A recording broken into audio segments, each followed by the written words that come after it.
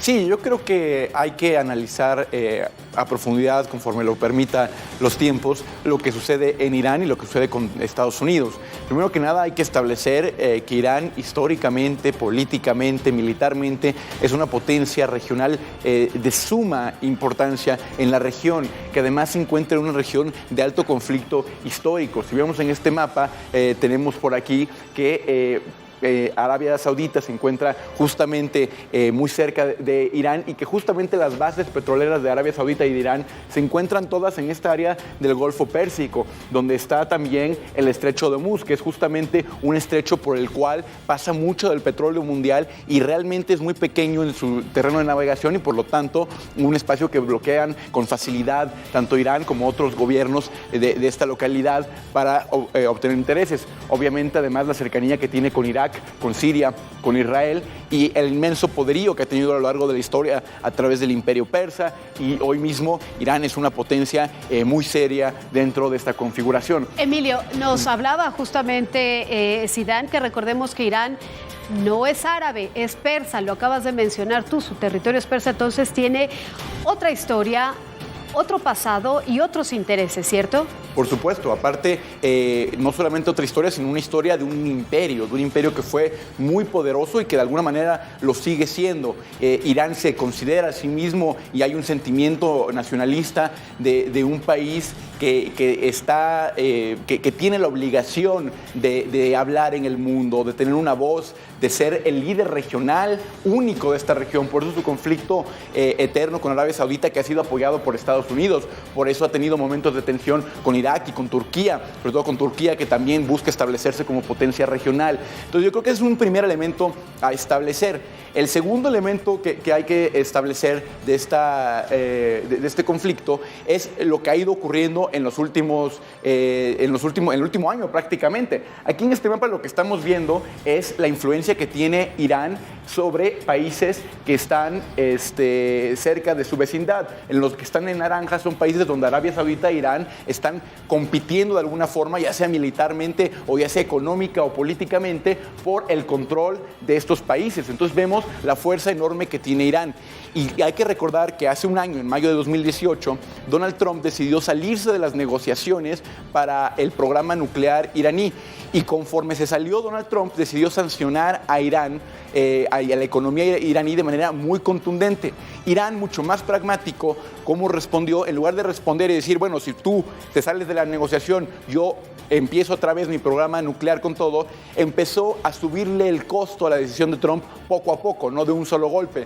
Empezó primero a algunas partes del programa nuclear a establecerlas, luego empezó a atacar embarcaciones en el estrecho de Hormuz, que era el que platicábamos aquí, donde se concentra mucho del petróleo del mundo. Después hubieron ataques a instalaciones de Arabia Saudita. El objetivo de Irán durante todo este proceso no fue la guerra, era poder sentarse con Estados Unidos y renegociar las sanciones económicas que estaban estrangulando su economía y que los tienen realmente en una situación muy vulnerable en este momento.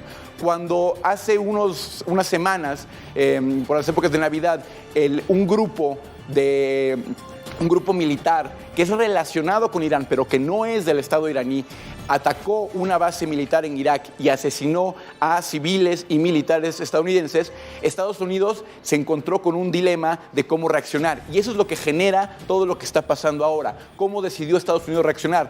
Muchos países del mundo tienen grupos subsidiarios que no pertenecen al Estado, que no pertenecen a su ejército, pero que apoyan en lo que se llaman proxy wars, con tal de no enfrentarse, para que no haya guerra entre Rusia y Estados Unidos, en otro territorio, digamos Siria, apoyan a grupos militares locales. Eso lo hace Irán, lo hace Rusia, lo hace Estados Unidos. En este caso, un grupo de Hezbollah fue el que atacó la base militar donde murieron estadounidenses.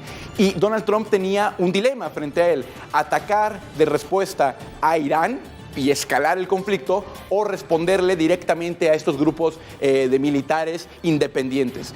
Y mucho de esto, Jania, todo el conflicto que ha pasado tiene que ver con percepciones. El gobierno estadounidense tenía que reaccionar ante el ataque, no porque quería una guerra ni mucho menos, sino porque tiene que mandar mensaje claro, primero a sus aliados en la zona, de que va a protegerlos y que el gobierno estadounidense y el ejército estadounidense siguen teniendo la fortaleza para proteger a todos los aliados que dependen de Estados Unidos en esta zona, que son muchos. Y dos, mandarle un mensaje a los otros grupos terroristas o las otras milicias de otros países de que cualquier ataque a Estados Unidos se paga caro. Elevar el costo. Es una cuestión de percepción. Estados Unidos decide elevar muchísimo el costo de esto y atacar directamente a Irán, cuando Irán no había atacado directamente una base americana. Lo ataca a través del ataque que hizo a Soleimani, que acabó con su vida, y ahí sí ya atacó directo a Irán. Ante ese ataque, Irán tiene que atacar o que responder por una cuestión otra vez de percepción, no de intención de guerra, es de percepción. Irán tiene que decirle a su propia gente que es un Estado fuerte, capaz de defenderlo, que no se va a dejar amedrentar por Estados Unidos, y al mismo tiempo Irán tiene muchos grupos de milicias que están operando en muchos lugares del Medio Oriente y en todo el mundo, a los que tiene que decirles: tenemos fortaleza para responderle a Estados Unidos. De tal forma que lo que sucede hoy es eso, es nuevamente un ataque para percepciones, para poder calmar las percepciones internas de Irán y a los grupos, obviamente, de milicias de Irán que operan. Y era muy importante hacerlo así.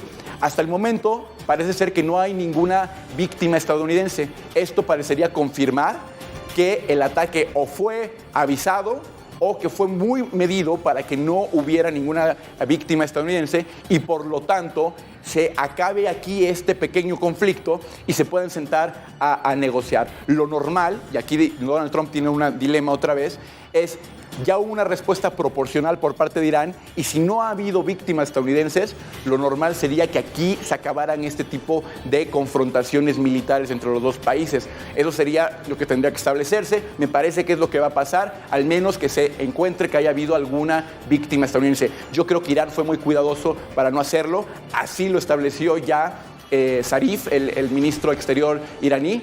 Y creo que el mensaje es: no es una guerra, esto que se está manejando, que va a haber una guerra, no lo creo así. Lo sensato, lo normal es que este ataque es proporcional a lo que hizo Estados Unidos y que aquí debería de sentarse las bases de una negociación. Aquí nada más vemos lo que pasó. El ataque fue a la base aérea de Al-Assad en Irak y se hizo desde territorio iraní. También era importante eso porque esto demuestra que Irán es capaz desde su propio territorio de atacar a bases militares que están fuera de su territorio. Y esto porque han amenazado ya que si Estados Unidos ataca a Irán, ellos evidentemente harán lo propio con países cercanos que tienen intereses americanos. Emilio, déjame regresar a tu mapa anterior, si es posible, porque está muy bien entendido ahí las zonas rojas en donde está en conflicto esta parte del mundo, ¿no? Tenemos incendiado Siria, tenemos incendiado Yemen, Afganistán, Pakistán, y lo que rodea precisamente a Irak, pues son países aliados de Estados Unidos, ¿no? Saudi Arabia, Arabia Saudita, en donde también tenemos bases militares de Estados Unidos en Bahrein, ya lo decíamos, ¿no? Hay prohibición de vuelo, quisiera que fuéramos muy didácticos, en el Golfo Pérsico, en la parte de Omán. Sí. Todo esto es lo que está ahorita en juego, pero estamos dando calma porque parece que esto es percepción. Sí, esto es una cuestión para percepción. Esta es una zona muy conflictiva por muchas razones. Lo decías muy bien, Jania. Arabia Saudita es un país en conflicto constante con Irán, apoyado por Estados Unidos, a pesar de que tiene un gobierno mucho más represor que Irán incluso. Pero hay mucho en juego aquí. Esta zona es la que te decía. Todas las reservas petroleras de Arabia Saudita se encuentran justamente en la costa del Golfo Pérsico, muy cerca de Irán. Por eso Irán las puede atacar tan fácilmente. Sí. También las reservas que tiene Irán están en esta zona de aquí. Entonces es una zona de mucha tensión, donde además tienes el estrecho de Hormuz, que es realmente un espacio muy pequeño por el que pasa una cantidad enorme del petróleo del mundo. Llega a ser hasta el 35% del petróleo del mundo, que tiene que pasar por un territorio muy pequeño o en un espacio de agua muy pequeño que muy fácilmente Irán bloquea, y lo ha hecho a lo largo de la historia para también empujar sus propios intereses. Entonces hay muchas cosas en que están en conflicto aquí. Obviamente Irak, que lleva en guerra guerra más de una década. Siria, donde Irán abiertamente ha tenido, obviamente, influencia. Estados Unidos, por supuesto que también.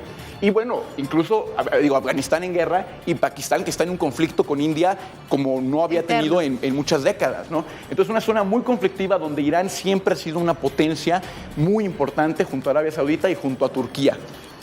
Bien, Emilio, pues con este mapa nos queda muy clara la zona y lo que hemos insistido, que es multifactorial entender de buenas a primeras un conflicto que tiene mucho tiempo atrás. Sí, y cuando Estados Unidos ataca a Irán, Irán tenía que contestar. Y creo que lo ha hecho de manera sensata.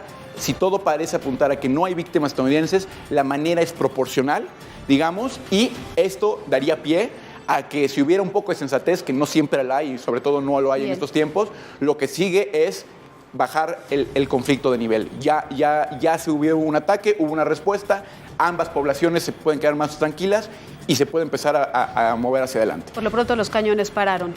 Sí, y bueno, Irán lo que busca también es acabar con todas estas sanciones económicas que están estrangulando su economía. Eso es lo principal. O sea, en el fondo de todo está que Donald Trump dejó la conversación sobre el tema nuclear con Irán y sobre todo ha agredido a la economía iraní de manera muy fuerte.